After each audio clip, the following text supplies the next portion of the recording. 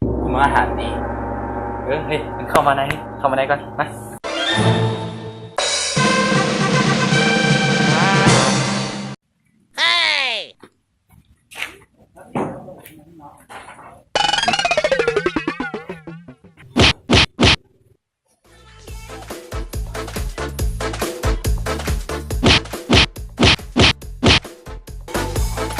มันไผ่วะวุ่นวายวะ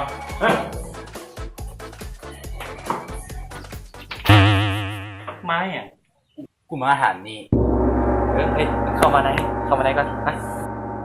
โมมีเงินแท้จะไหนก็นั่งก้อนจะไหนนะว่าแต่เฮ้ยมึงมาอย่างแท้เลยนะมึงไป10 ปีปีใดมึงสิใส่กูแต่เมื่อวานนี่กูละเมื่อยทวงเลยนี่เลือดห้อนตอนนี้กูแห้งโมมีเงิน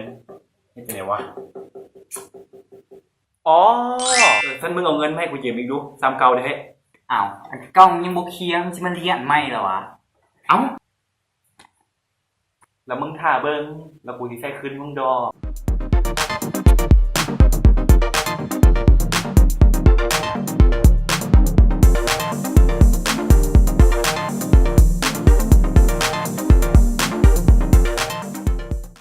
อ่ะแล้วเงินมึงเอาไป